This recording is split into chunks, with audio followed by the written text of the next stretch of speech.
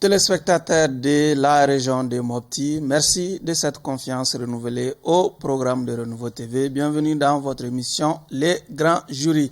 Ce soir, les Grands Jurys reçoivent Dr Youssouf Diawara, président du parti Yelema ou les changements. Dr Diawara, merci de cette deuxième comparution devant les Grands Jurys. Merci bien, Barou. Avec moi pour vous interroger ce soir, Eladji Chana Takiou du journal Le 22 septembre. Bonsoir Chana. Bonsoir Barou. Abdraman Keita du journal Le Témoin. Bonsoir Abdraman. Bonsoir. Et je suis Oumar B. Sidibé pour ceux qui nous suivent sur d'autres canaux, en l'occurrence la radio Renouveau FM ou la 98.1 FM. Encore une fois, bienvenue à toutes et à tous. Notre traditionnelle question, nous allons vous la poser. Votre regard sur la composition du jury devant vous juger ce soir. Je n'ai pas d'objection, parce que c'est ma deuxième comparution. Oui, avec le même jury. Surpris d'être encore convoqué. Et ça nous met face à nos limites en tant qu'humains. C'est tellement qu'on est faillible. On a encore commis quelques erreurs, quelques fautes. Oui. Et bien, on sera là pour nous défendre. En tout cas, on en saura tout de suite. Abdraman, vos attentes? Pas forcément de faute, mais vous avez la responsabilité de nous éclairer et d'éclairer l'opinion par rapport à ce qui se passe dans le pays en tant qu'homme politique. Et je pense que c'est une responsabilité d'ailleurs constitutionnelle. Voilà, c'est à ce titre que vous êtes là. Et voilà, et je pense que l'actualité aujourd'hui est suffisamment abondante pour qu'on ait recours à votre expertise, qu'on ait recours à votre perception de cette actualité. Et ça permettra vraiment d'éclairer les choses. Voilà, cela englobe également mes attentes par rapport à sa présence ici. Voilà. Un gros client? Bon, que dire? En tout cas, un client satisfaisant. Eladji Chana Takiou, Dr Diawara est devant nous. Je suis satisfait de ce qu'Abdraman a dit et je partage entièrement ce qu'il vient de dire. Première question, Même si nous n'avons pas vu, Dr Diawara, un communiqué officiel venant du parti Yelema annonçant votre retrait du cadre d'échange des partis politiques, on constate dans les faits que Yelema n'est plus actif au sein de ce regroupement. Dites-nous, qu'est-ce qui se passe entre vous, le parti Yelema, et le regroupement et le cadre d'échange des partis pour une transition réussie? Merci bien, Barou. Yelema fait partie du cadre. Et ça mérite d'être éclairci. Et jusqu'à preuve de contraire, Yelema fait partie du cadre. C'est vrai qu'il faut peut-être qu'on explique aux uns et aux autres ce qu'est le cadre. D'abord, le cadre, ce n'est pas une plateforme, ce n'est pas un parti politique, c'est juste un cadre d'échange où certaines formations politiques se sont donné la main à un moment où on a senti la nécessité que des formations politiques se donnent la main pour travailler à faire en sorte que le délai de la transition soit respecté. Oui. Et c'est autour de ça qu'on s'est retrouvés. Et bien sûr, avec un certain nombre de bases sur lesquelles nous avons évolué jusqu'à aujourd'hui. Et cela veut dire que nous avons notre autonomie au sein du cadre, comme toutes les formations politiques. Et nous sommes tenus aussi de les défendre. Sans vous couper, l'objectif principal du cadre, c'est d'œuvrer pour que le délai initial de la transition soit respecté. Aujourd'hui, ce délai n'a pas été respecté. On peut dire que le cadre n'a plus sa raison d'être. Vous savez, globalement, comme vous l'avez dit, d'abord c'était de trouver un cadre d'échange entre les formations politiques. Oui. Vous savez, la transition dans sa seconde phase avait, à la limite, ignoré les formations politiques. Il fallait qu'on travaille à créer un cadre pour que les partis politiques se retrouvent et discuter sur les questions d'intérêt national. Et bien sûr, avec l'objectif de travailler pour que la transition puisse réussir. Et nous, à notre avis, c'était d'aider la transition à respecter les délais que nous-mêmes nous sommes fixés. C'était la mission qu'on s'était fixée. Et bien sûr, on a donné le meilleur de nous-mêmes, mais visiblement, nous n'avons pas atteint cet objectif. Oui, aujourd'hui, le constat pour beaucoup, Yelema ne marche pas avec les deux pieds au sein de ce regroupement. Je crois que c'est ce que je viens de dire. Yelema marche avec les deux pieds. J'insiste sur le fait que le cadre, ce n'est pas une plateforme. Nous avons notre autonomie. Et partout où nous pensons qu'il y a une divergence de point de vue, c'est important que l'Yelema s'exprime en tant que Yelema. Ok. Achana, vous avez une question? Monsieur le Président, certains pensent que l'objectif que le cadre s'est assigné, que c'était une escroquerie. voire une démagogie, voire une hypocrisie. Ça ne vient pas de moi, ces qualificatifs, mais certains le pensent, parce qu'au lieu d'aider, pour eux, la transition à réussir, ce cadre est en train de tirer la transition vers le bas. N'est-ce pas que c'est l'action principale de ce cadre-là, qui tire la transition vers le bas au lieu de la tirer vers le haut? Nous avons, comme je l'ai dit, nous avons notre manière de faire, d'abord en tant qu'élément, mais aussi au sein du cadre. Nous nous sommes inscrits fondamentalement à soutenir toutes les actions que nous jugeons utiles pour aider la transition à sortir par le haut. Mais nous nous sommes aussi donné la mission d'alerter aux besoins. Et si jamais il y a des dérives, nous sommes aussi donné la responsabilité de les dénoncer.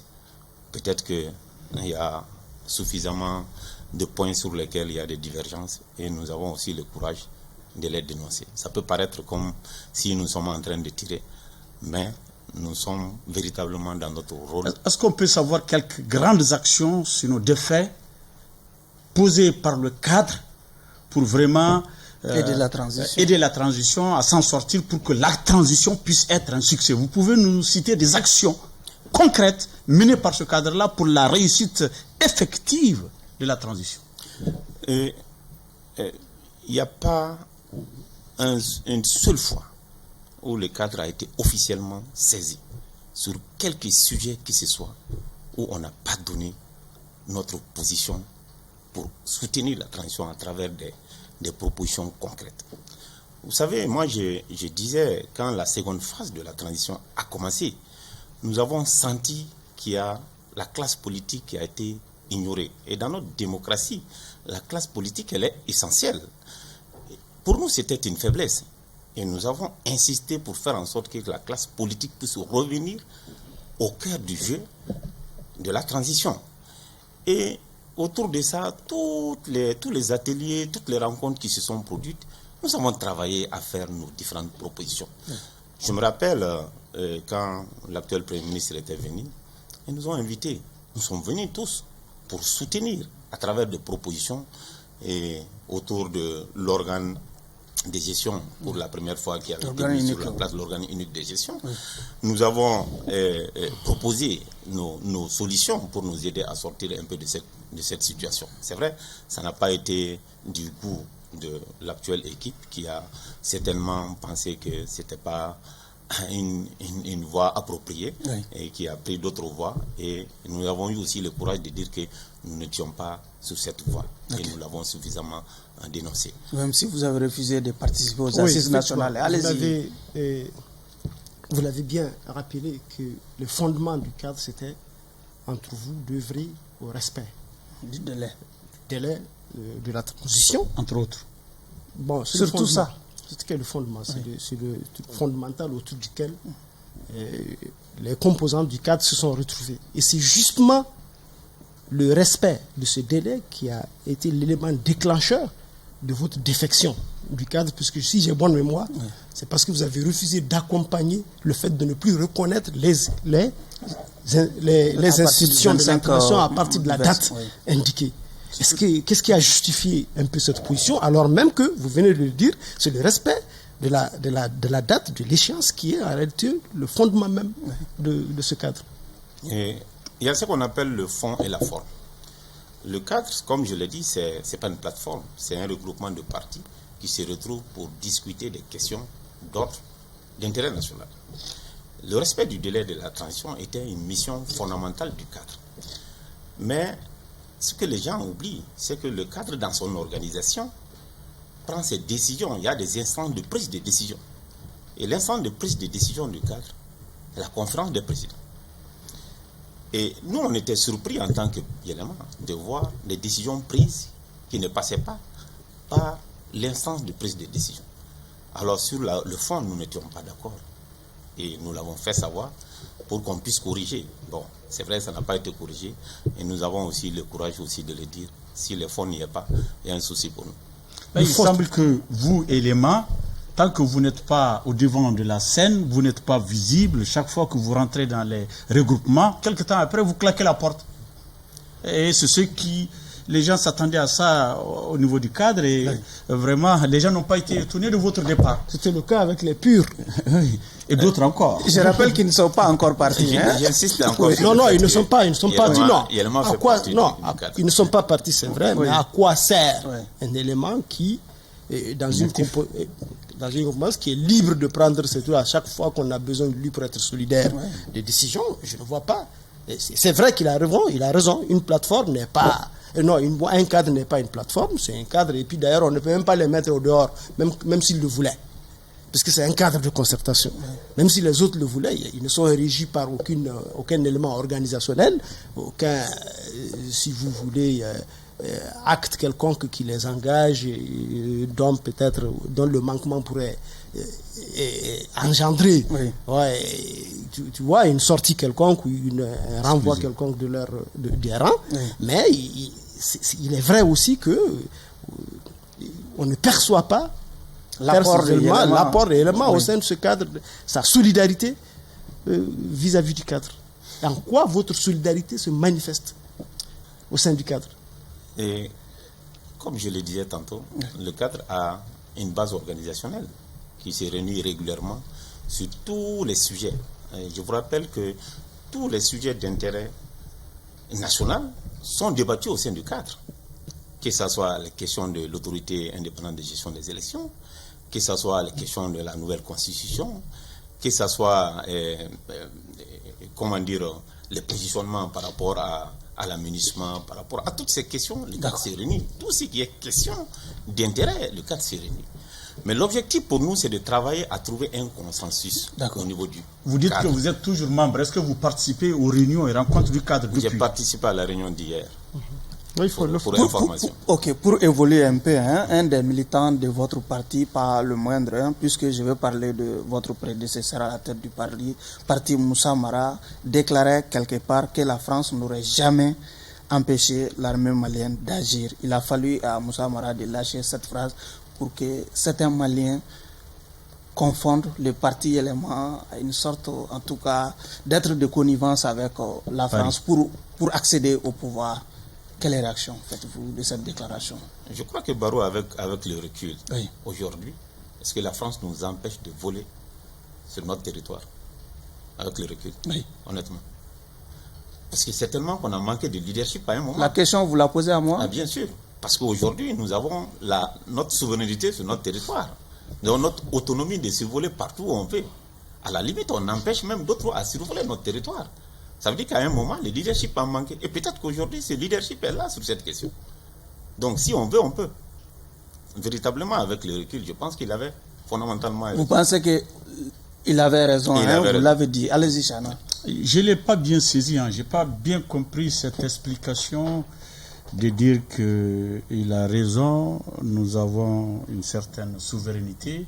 Donc, pour vous, hier, la France nous empêchait cela, et aujourd'hui, ce n'est pas le cas. Au contraire, j'ai dit... Je n'ai pas compris alors, c'est pourquoi... Expliquez-vous davantage, je n'ai pas compris ce que vous voulez dire. Je pense que ce que l'ancien Premier ministre a dit... C'est par rapport à la déclaration du parti de Moussa Mara. Il reprend la déclaration pour qu'il puisse comprendre. Non, il a bien compris. Je sais, ça vient de camarade. J'ai bien compris. Il faut comprendre que, en substance, l'ancien président disait que nous avons notre souveraineté de contrôle sur notre territoire, si on veut. C'est ce qu'il voulait dire. Parce que certains disaient que la France nous empêchait de survoler notre territoire. Pour lui, tant que le leadership est là, le leadership est solide, le leadership peut déterminer de là où on peut survoler, là où on ne peut pas survoler.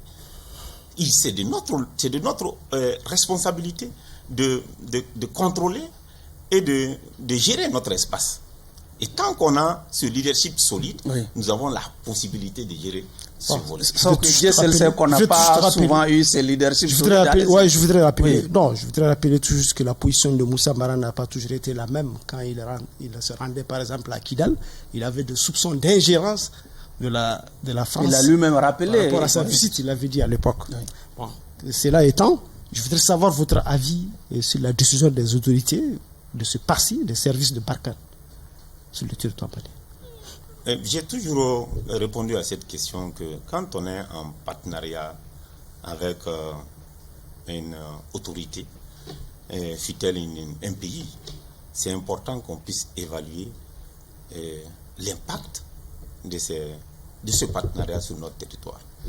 Moi, je ne suis pas du principe que nous devrons nous séparer de tous nos partenaires. C'est vraiment ma position de principe. En l'occurrence, Paris. Mais je suis du principe. Pas seulement, tous nos partenaires. Il y a Barkhane, il y a le tous G5, il y a le G5 Sahel. Tous les partenaires du Mali, que ce soit nos voisins de la CEDEAO, que ce soit la France, que ce soit la Russie, que ce soit... Je pense que nous sommes à un moment où nous avons la lourde responsabilité de faire en sorte qu'on puisse mobiliser le monde autour de nous. Mais bien sûr, suivant les orientations que nous aurons, le courage quand même de mettre sur la table. C'est important qu'on puisse les évaluer. Si nous pensons qu'il y a des faiblesses, qu'on ait le courage de les mettre sur la table et de les dénoncer et de travailler là-dessus. Donc, nous séparer des partenaires comme Barkhane, par principe, je pense que c'est une décision qui a été assez lourde, mais probablement que les autorités ont suffisamment d'éléments que nous n'avons pas et que nous n'arrivons peut-être pas à apprécier à sa juste valeur. Mais à mon humble avis, oui, je pense qu'on peut travailler à faire en sorte... Et justement, ces éléments-là pourraient être ce qu'il vient de dire, c'est-à-dire des ingérences, si vous voulez, des obstacles à l'exploitation de notre territoire sur notre propre territoire. Est-ce que ça ne peut pas faire partie de ces éléments-là qu'ils ont? Vous ne percevez pas de cette... C'est ce qui a été annoncé par nos autorités. C'est ce que j'ai dit. Aujourd'hui, si nous sommes dans un pays comme le Mali, un pays en crise, où nous avons des autorités qui ont probablement des stratégies sur lesquelles ils peuvent faire en sorte que les influences extérieures les empêchent à mener à bien les missions qui les sont assignées. Bon, probablement c'est autour de ces questions qu'ils ont demandé quand même à revoir un peu ces genres de partenariat. Mais globalement...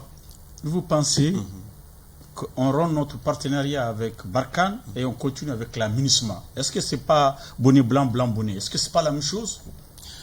Je pense que le partenariat avec la Barkhane, c'est un partenariat bilatéral, un partenariat entre la France et le Mali, et qui a ses fondements, pas aujourd'hui. Je pense que notre pays avait un partenariat assez solide avec la France, qui a évolué bien avant la MINUSMA. Certainement que la MINUSMA est venue pour renforcer un peu le dispositif, compte tenu d'un certain nombre d'évolutions sur notre territoire en termes de sécurité. Mais aujourd'hui, je ne les mets pas côte comme il faut. Certes, la présence Barkhane peut soutenir la MINUSMA, mais je pense que globalement, on peut aussi réfléchir à comment faire en sorte que cette équipe MINUSMA qui est sur place... Non, je voudrais dire, est-ce que la MINUSMA fait mieux que Barkhane pour qu'on chasse Barkhane et on laisse la MINUSMA? Pour moi, ce n'est pas les mêmes missions. Pour moi, ce n'est pas les mêmes missions. La MINUSMA a une mission spécifique, et contrairement à Barkhane, qui a une mission particulière avec notre pays. Je pense que c'est défini dans ce qu'on appelle un accord militaire qui existe entre nous, qui définit qui doit faire quoi, comment, et comment tout ça s'est géré. Je pense que ça, c'est purement spécifique. D'accord. Sauf que par rapport à ça, parce que pour terminer sur cette question, certains pensent que Barkhane est plus efficace que le MINUSMA dans le cadre de la lutte contre le terrorisme, parce que Barkhane au moins a un bilan.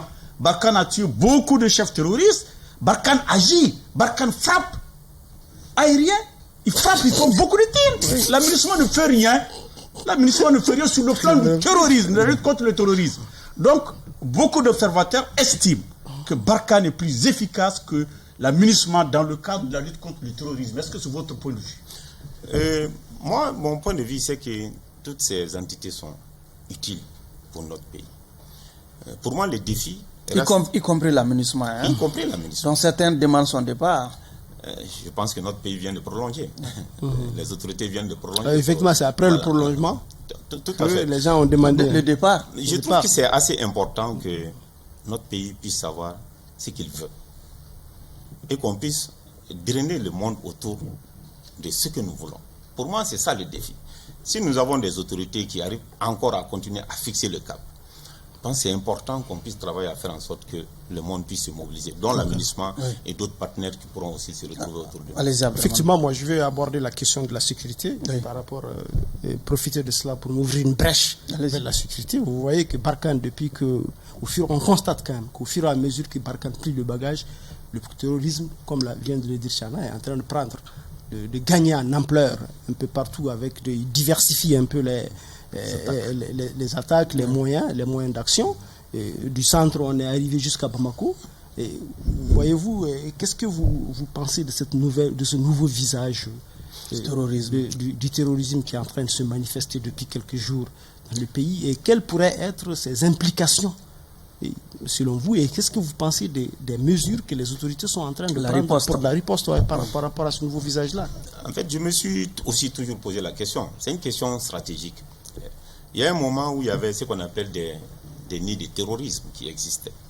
Ces nids, globalement, étaient un peu identifiés dans notre pays.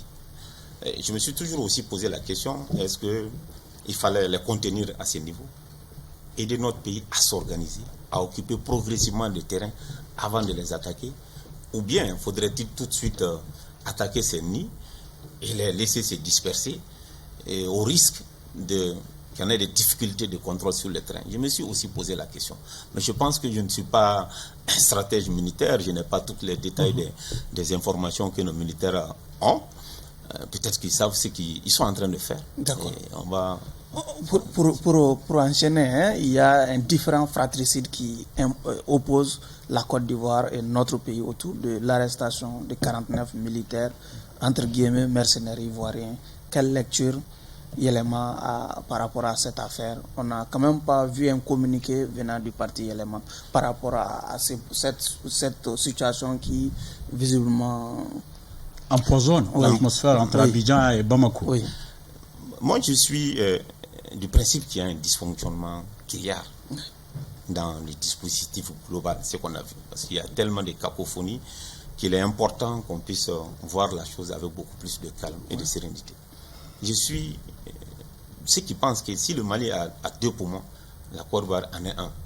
Après la Guinée, certainement. Je pense que la Côte d'Ivoire en est un. Oui. Maintenant, le deuxième, ça c'est un autre débat. C'est important qu'on puisse faire en sorte de calmer le jeu avec ce pays. Et pour qu'on puisse ensemble... La qualification des faits, le Mali a manqué de tact à ce niveau. On parle de mercenaires, hein? Non, on ne parle plus de mercenaires. Exactement. On parlait de mercenaires. Je pense que ces questions ont évolué. Et globalement, je pense que les 2 pays sont en train de travailler à faire en sorte qu'on puisse se comprendre sur cette question. Monsieur Diawara, vous, les politiques, vous dites de calmer le jeu. Parce que nous savons que le Mali a une diaspora importante en Côte d'Ivoire, qui a une bonne situation. Et s'il s'avérait que réellement la Côte d'Ivoire voulait déstabiliser, pas le Mali, mais le pouvoir actuel, est-ce qu'ils ne sont pas devant une sorte de légitime défense? Déstabiliser le pouvoir, c'est déstabiliser le pays. Oui, allez-y. Excusez-moi, de calmer le jeu. On calme le jeu alors qu'il y a des gens qui vous en veulent ou qui veulent déstabiliser le régime. Si tel est vraiment le cas, c'était pour déstabiliser les autorités de la transition. Vous pensez qu'ils doivent calmer encore le jeu? J'insiste sur le fait que les autorités passent, les États demeurent. Duralex, c'est de l'ex. Duralex, c'est de l'ex. Même si c'est Washington. Si il s'avérait que c'était une tentative de déstabilisation de notre pays, je pense que l'ensemble des Maliens se mobiliseront derrière leur autorité pour y faire face. Donc vous écartez déjà cette hypothèse émise par Bamako. Je pense que les discours ont changé, même au niveau du sommet de l'État, les discours ont changé. Et même le sommet de l'État essaye aujourd'hui d'apaiser le climat en impliquant d'autres pays pour nous permettre de mieux nous comprendre. L'affaire est devant les tribunaux, devant la justice. Comment est-ce qu'on a calmé? Non, au même moment, une délégation malienne siège aujourd'hui présente au Togo. La justice est saisie, elle poursuit ses enquêtes. Je pense que c'est à l'issue de ces enquêtes-là que autorités maliennes aussi bien que ivoiriennes doivent accepter ensemble la décision de justice. Chana, comme je l'ai dit, entre le Mali et la Côte d'Ivoire, c'est très important. C'est un pays qui a à peu près 5 millions de Maliens. C'est très important pour notre pays.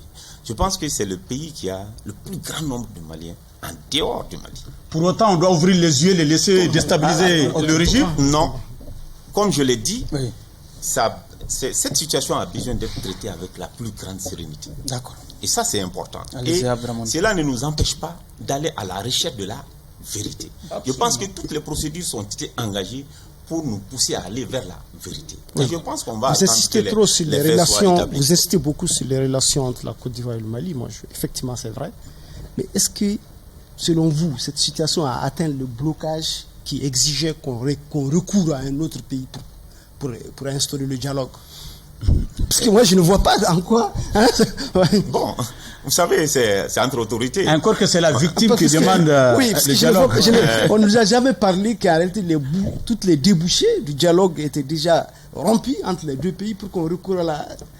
Je n'en sais absolument à un autre rien, mais pays. j'ai compris quand même que... Par ailleurs, Oui. je n'ai pas été un peu satisfait de votre réponse par rapport à la sécurité, puisque je voudrais, vous l'avez relégué un peu aux spécialistes de la question, alors que la situation que nous vivons actuellement d'insécurité peut avoir une répercussion et des implications sur le respect du chronogramme électoral. Alors, qu'est-ce que vous en pensez? Est-ce que vous pensez à l'allure où la sécurité est en train de prendre de l'ampleur à travers tout le pays? Je vois que les Français disent même ils mettent au rouge l'ensemble du territoire malien. Y compris Bamako. Est-ce que vous pensez, vous n'êtes pas inquiet sur le processus de retour à l'ordre constitutionnel? Vous, en tant que politique, Abdraman, là, on quitte un peu. Je viens de Mopti. Je suis mieux placé pour comprendre que la situation n'est pas tranquille. Mais nous avons des autorités qui sont en face de nous, qui sont censées maîtriser suffisamment d'informations que nous n'avons pas. Et qui nous disent qu'aujourd'hui, ils sont en train d'évoluer pour maîtriser la situation. Certes, dans nos discussions, j'ai toujours insisté sur des aspects de la sécurité. J'ai toujours insisté qu'on nous montre comment nous sommes en train de maîtriser la situation sécuritaire sur le terrain. Souvent, dans nos discussions, moi j'ai des critères d'évaluation. Je dis, il y a beaucoup de nos localités qui ont des soucis aujourd'hui. Moi, j'aurais souhaité qu'on puisse mettre en place des critères d'évaluation. Pour moi, les critères d'évaluation peuvent être quoi? Aujourd'hui, on a beaucoup de nos localités où l'administration n'y est pas, où les services sociaux de base n'y sont pas, où les écoles n'y sont pas là, la santé n'y est pas. Pour moi, c'est de mettre en place des mécanismes pour nous dire, voilà comment nous évoluons sur le terrain. Voilà quelles localités nous avons pu récupérer. Voilà comment l'administration s'est déployée, comment les services sociaux de base ont commencé à s'installer et comment la population a commencé à vaguer à ses occupations. Pour moi, ce sont des indicateurs d'évolution. Si nous les avons, ça nous permet de comprendre avec eux comment nous évoluons et comment mieux les défendre aussi auprès de nos En l'absence concitoyens. de tout ça, vous croisez le bras et vous attendez le jour où on nous dira que le chronogramme ne peut plus être respecté parce qu'il y a l'insécurité dans le pays. Et on va en même temps encore revoir encore d'autres calendriers. Et puis, au lieu de 2 ans, nous en serons finalement aux 5 ans proposés dès le départ par le Premier ministre. Choguel Mega, est-ce que vous allez vous en accommoder? Vous savez, on ne s'est jamais tué. Jamais.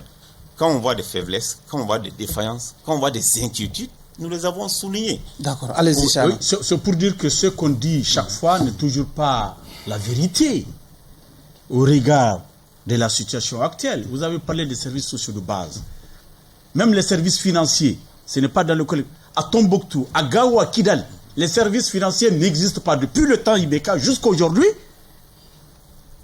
Les services financiers peinent à regagner Gao, Tombouctou, Kidal. Même les impôts, pour enregistrer un dossier, il faut venir jusqu'à Bamako. Pas de prélèvement. Donc, il n'y a pas une évolution positive par rapport à la sécurité aujourd'hui.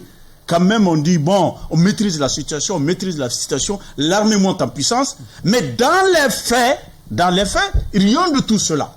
Ça ne vous inquiète pas. Et demain après-demain, quand ils disent, en raison de l'insécurité, nous ne pouvons pas respecter le délai convenu avec la CEDEAO, je pense que vous allez l'accepter très bonnement et intelligemment. Je crois que, Chana, c'est ce que j'ai essayé d'expliquer, que nous avons besoin des critères mesurables sur le terrain. Vous êtes des politiques, c'est à vous-même de voir vos critères, de voir. Vous êtes censé être représenté sur toute l'étendue du territoire national. D'avoir des indicateurs quand Donc, même quand vous êtes avec les autorités, si elles vous disent que à Gao c'est comme ça, à Tombouctou c'est comme ça, à Koulikora ainsi, vous devez avoir vos informations aussi, vos éléments pour leur apporter la contradiction ou agir dans le même sens qu'elles. Mais vous êtes absent, les partis politiques, sur l'ensemble du territoire. Je crois que c'est ce que j'ai essayé d'expliquer. que pour moi, j'ai des critères d'évaluation de l'évolution de la sécurité sur le terrain. Certes, on va toujours parler... Et quelle est votre évaluation? Vous avez des critères. Quelle est votre évaluation? Je pense qu'aujourd'hui, on a énormément de soucis sur le terrain. D'accord. Qui peuvent impacter Qui peuvent impacter sur le respect du chronogramme. Sur le chronogramme. Tout à fait. Donc il y a vraiment une inquiétude à ce que... Il y a une inquiétude. À ce que cette transition C'est perdure pourquoi c'est important, beaucoup plus longtemps c'est important qu'on puisse dialoguer. Oui. Vous savez, personne n'a le monopole de la stratégie.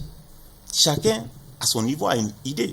Ceux qui sont beaucoup aussi sur le terrain sont disponibles à partager ce qu'ils ont comme idée pour nous permettre de sortir de là. Je pense qu'en tant que politique, à notre niveau, chacun a son idée, ses propositions. Vos propositions. Oui.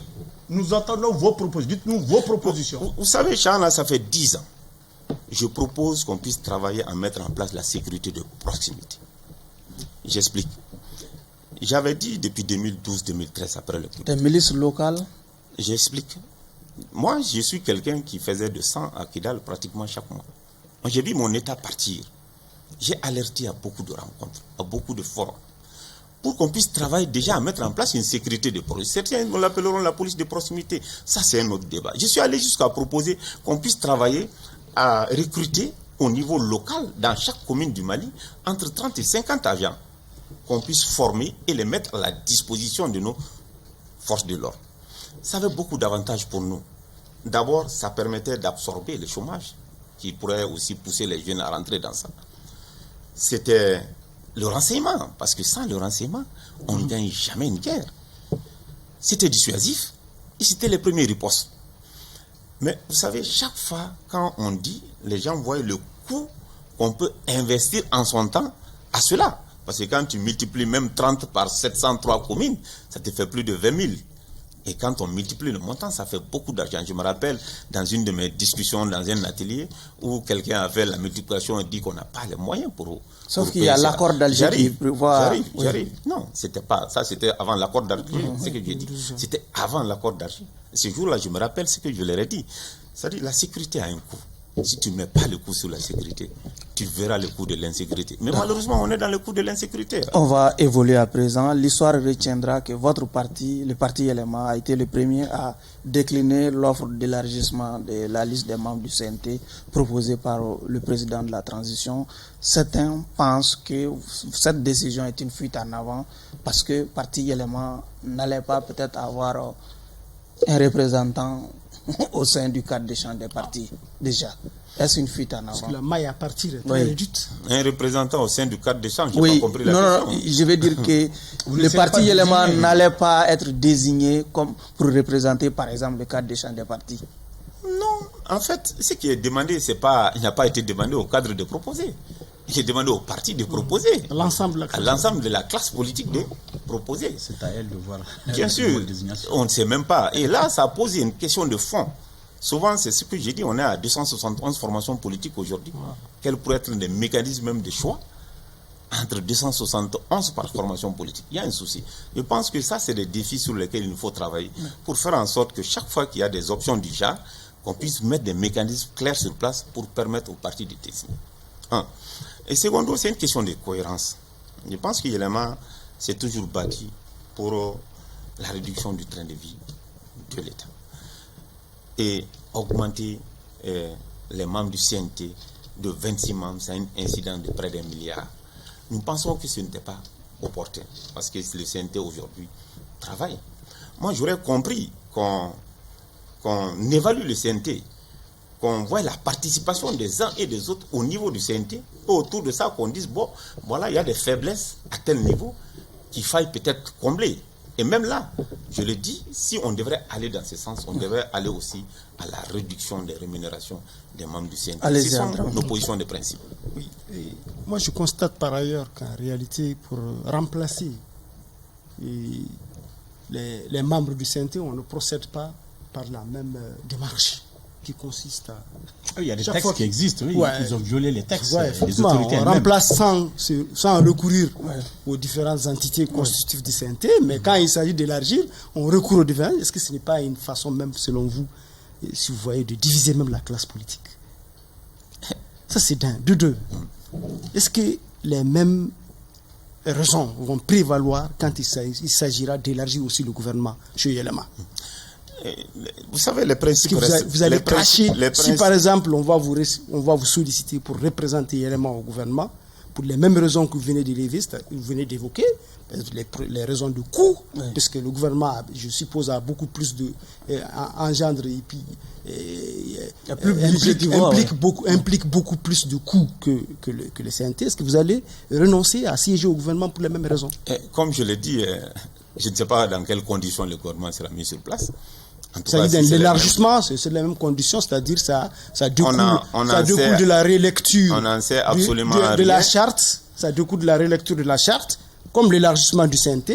Il est dit également que le gouvernement aussi doit être élargi. Et nous supposons que pour les mêmes raisons, vous allez renoncer également à siéger au gouvernement. Sur le principe, nous resterons intangibles. Sur le principe. Tant que c'est pour une augmentation. Pour des incidences budgétaires. Hein. Oui, pour des incidents budgétaires. Certainement, les incidents budgétaires sans impact. Sauf que c'était une demande de la classe politique d'élargir le CNT et d'ouvrir le gouvernement aussi. Effectivement, non. Vous venez de dire. Monsieur Diawara, vous venez de dire que la sécurité n'a pas de coût. Est-ce que l'inclusivité aussi en a?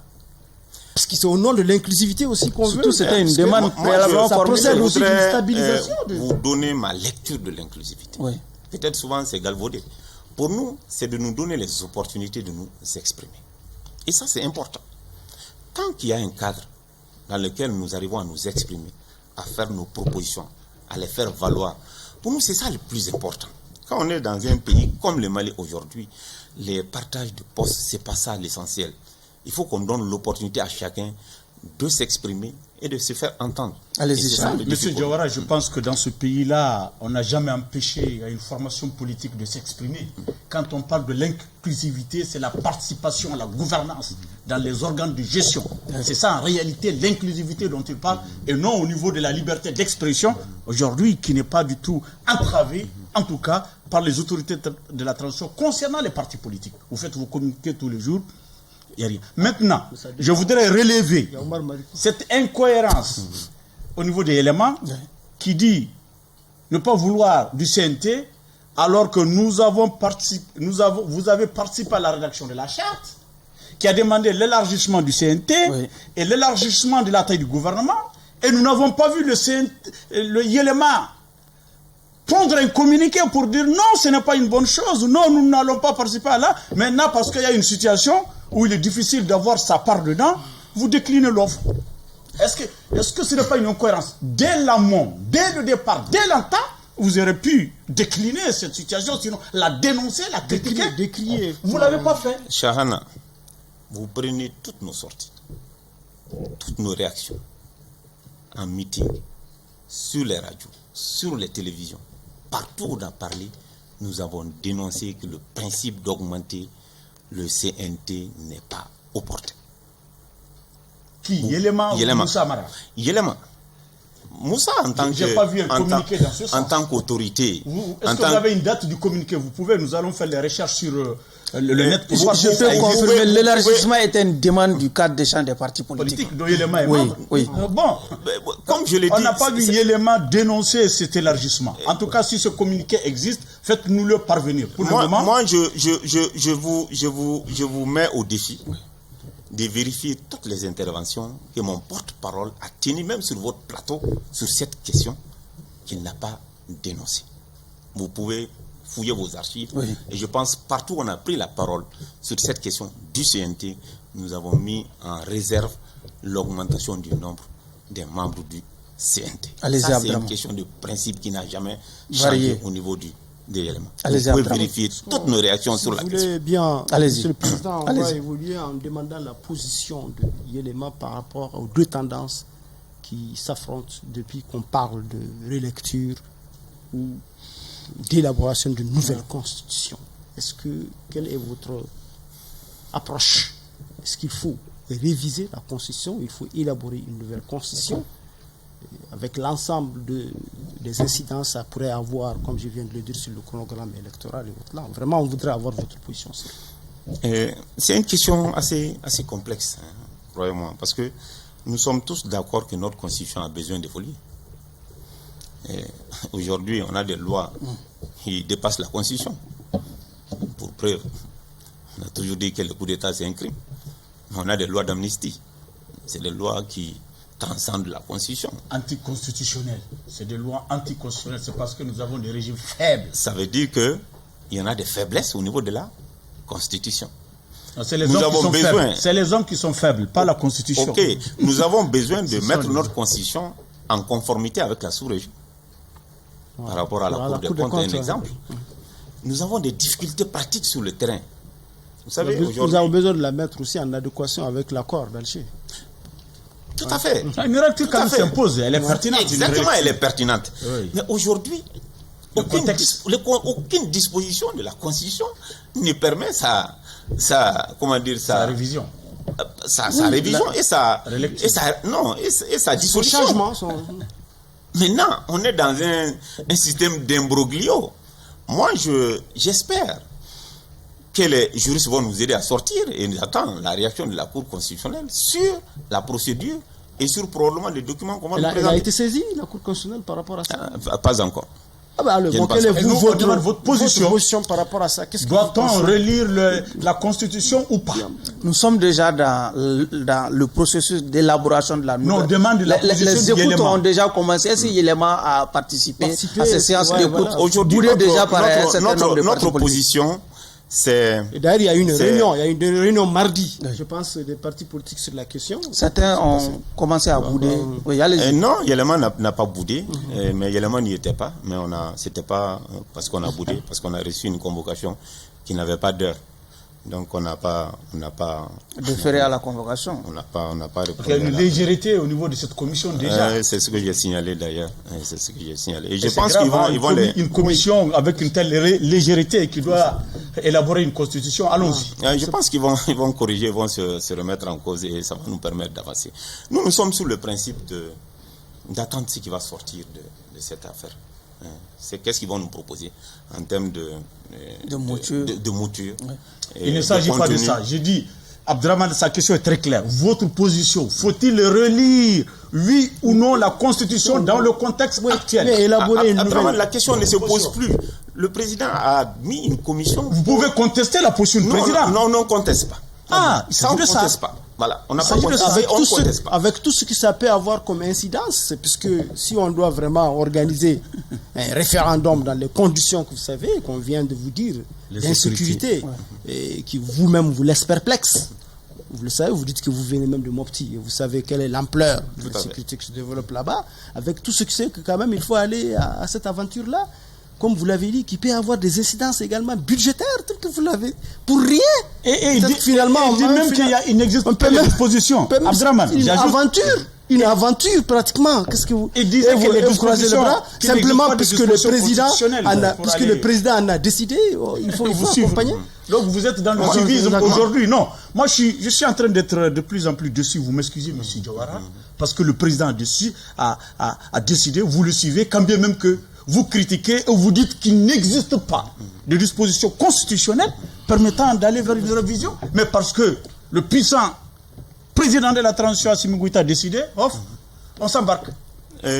Abdraman, moi je pense c'est assez important qu'on puisse savoir le contexte dans lequel nous sommes aujourd'hui. Nous avons un pays à terre. Comment? Un pays à terre. Il faut qu'on l'aide à se relever. Et dans cette dynamique, il est important qu'on puisse réfléchir ensemble sur des questions éminemment politiques pour que l'ensemble des Maliens, qu'on puisse se donner la main pour nous aider à sortir de ça. Sinon, on risque de ne pas nous en sortir. Je pèse mon mot. Aujourd'hui, la Constitution a besoin d'évoluer. Les contextes ne permettent pas. On fait comment? C'est ça les questions. C'est pourquoi il faut un consensus national. Yéléma a toujours appelé à ce qu'on travaille à créer le consensus national sur ces grands sujets. Dans ce cas, dans ce cas, vous adhérez à la position des gens qui pensent qu'en réalité, il faut se donner le temps de refonder avant de retourner à l'ordre constitutionnel. Parce que c'est ça que vous êtes en train de développer comme approche. Quelle est ma conception de la refondation? Pour moi, un État se refond tous les jours. Tant qu'il y a les défis, il faut trouver des solutions. On ne claque pas la refondation. C'est ma conviction. On peut décider d'une constitution aujourd'hui. Demain, on peut être confronté à d'autres défis. Il faut trouver des solutions.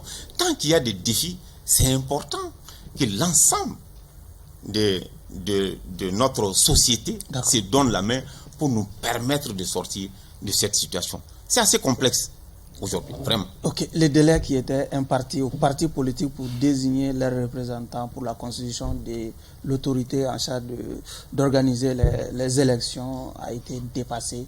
Certains accusent déjà une certaine classe politique de saboter ce processus de mise en place de l'EJ. Moi, je ne parle pas de sabotage. La classe politique n'a jamais saboté.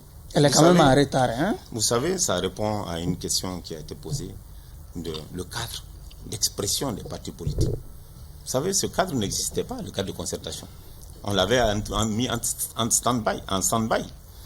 Mais j'avoue que ces derniers temps, ils l'ont réactivé. Oui. Ça permet à la classe politique de se retrouver, de discuter sur des sujets. Et malheureusement, c'est ce que j'avais dit au début, il n'y a pas de mécanisme qui existe pour nous permettre de décider comme ça entre la classe politique. C'est des défis sur lesquels il nous faut travailler. Chaque parti a fait sa proposition. Yelema a fait un écrit, a déposé sa proposition sur la façon dont nous pensons que ces représentants doivent être désignés. Et nous avons clairement dit qu'il faut tenir compte de la performance électorale. Aujourd'hui, c'est le critère que nous avons mis sur la table, qui se décline du niveau national au niveau local. Les premières formations politiques peuvent être au niveau national. Dans chaque région, les premières formations sont au niveau régional, par cercle et par commune. Je me dis, ça donnera l'opportunité, au moins à chaque formation, sauf si tu n'existes pas ou tu n'as pas un poids à un niveau, quand même de participer à un certain niveau au niveau du... Une sorte de proportionnel. À peu près. Une représentativité proportionnelle. Donc ça permet au moins à chacun, un parti qui n'existe pas au niveau national, qui n'existe pas au niveau des régions, au niveau des sectes, qui n'existe pas au niveau des communes, qui n'existe pas. Il y a un souci. Chana, le processus a du plomb dans l'aile, hein, le processus de mise en place de l'EJ. Bon, je pense que l'EJ même est contesté par une bonne partie de la classe politique. Donc, sa mise en place également aura des problèmes par rapport à un accouchement difficile. Un accouchement difficile. Je pense que, comme vous l'avez dit, ce n'est pas les gens. La transition du plomb dans l'aile. Il faut refonder. Vous dites qu'il faut qu'il y ait un consensus. Comment pourrait-on avoir un consensus dans cette division? Est-ce que un gouvernement d'union nationale de large ouverture n'est pas un début de solution pour ce grand rassemblement tamponné par toutes les formations politiques pour aller vers vraiment le consensus?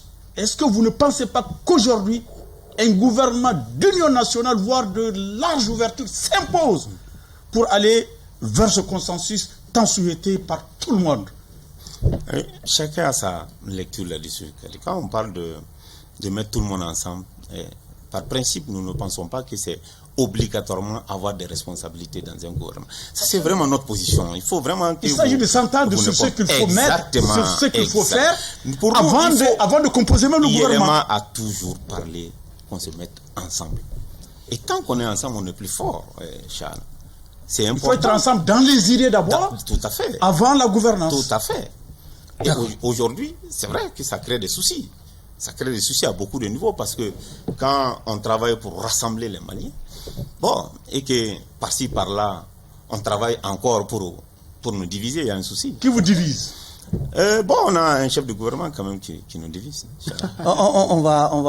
Abdraman va poser la dernière question de l'émission, mais par rapport à ces mandats d'arrêt décernés contre certains dignitaires du régime de faim. Est-ce que c'est justifié? Est-ce que tu as le fait? Oui, bien sûr. Le nouveau TV a reçu un communiqué venant de la Cour suprême. Très sérieusement, moi, c'est pas. Je vais vous laisser cette question. Moi, j'ai une autre question à poser. Justement, il faut rappeler parce que les gens doutent de ça. Nous avons la rédaction de Renouveau TV a bel et bien reçu un communiqué de la Cour suprême annonçant des mandats d'arrêt contre les sieurs Boubou Sissé, Babaliba, Tchema Hubert Koulibaly, le quatrième Mamadou Igor Diarra.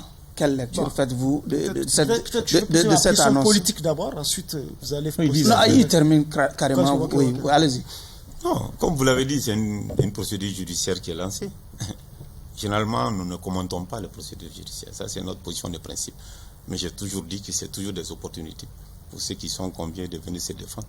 Tu peux rappeler le motif d'inculpation là allez, oui, déjà le principe est connu, allez-y. Moi, je voudrais faire une connexion avec ceux qui risquent d'arriver si peut-être les élections devenaient effectives et réellement, tel qu'on l'annonce.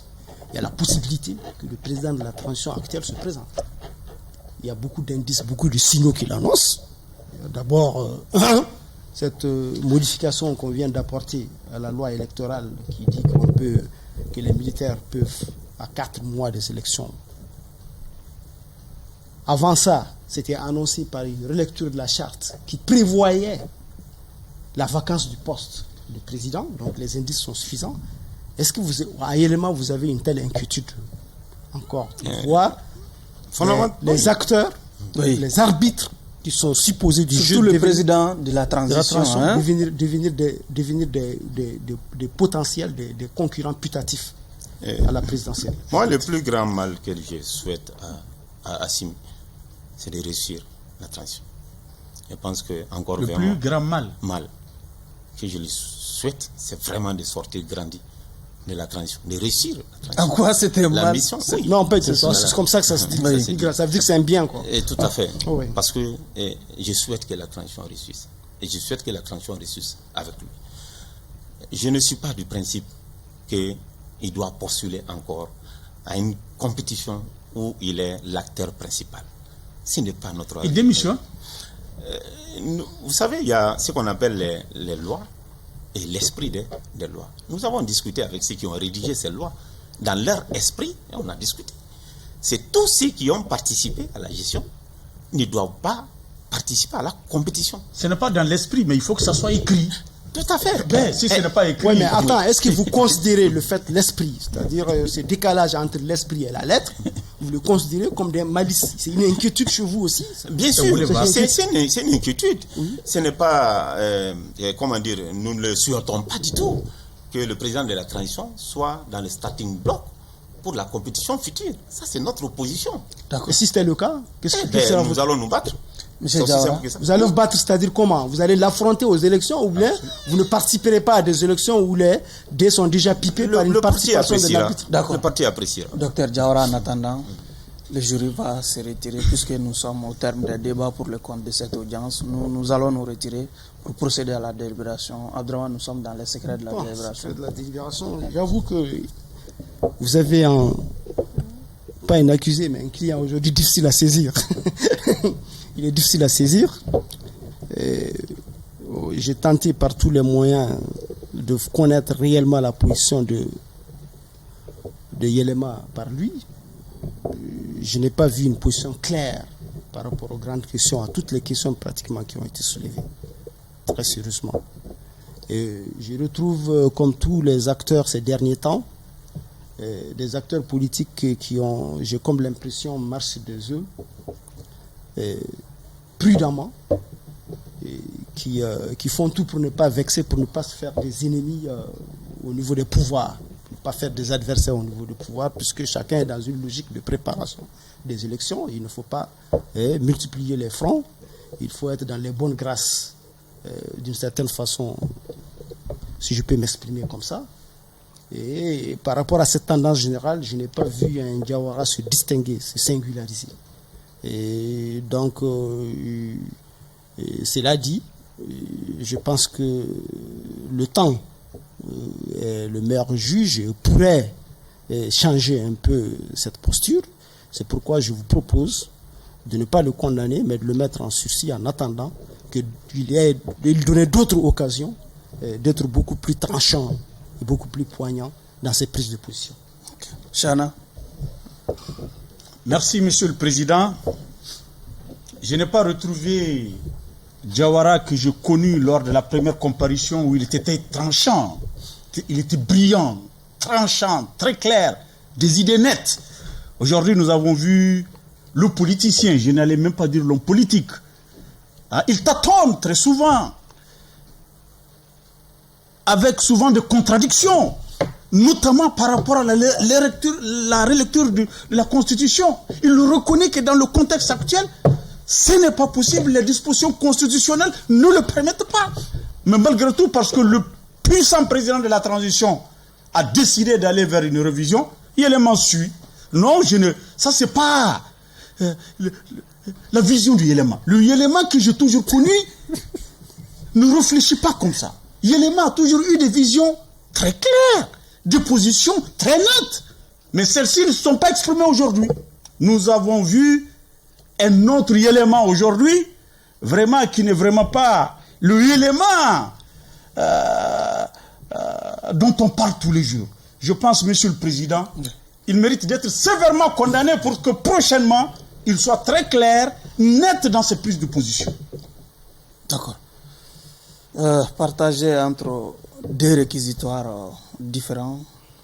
L'un plaide pas pour une condamnation, l'autre pour une condamnation. Divisé entre ces deux tendances, je préfère mettre l'affaire en délibéré et livrer la décision la semaine prochaine. Votre dernier mot?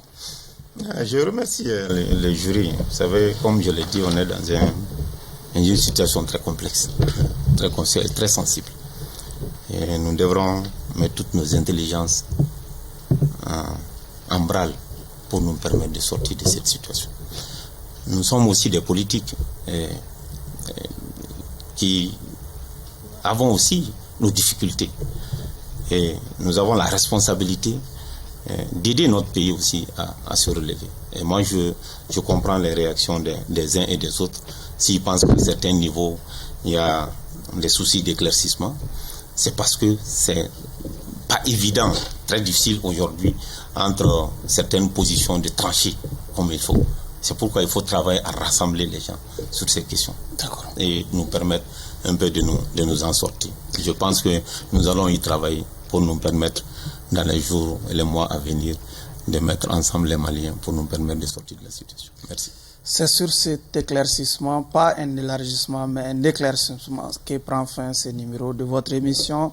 Les grands jurys qui recevaient comme invité Dr Youssouf Diawara, président du parti Yéléma, parti membre du cadre d'échange des partis et organisations pour une transition réussie. Merci à vous de nous avoir suivis. Encore une fois, clin d'œil à tous nos téléspectateurs du côté de la région de Mopti.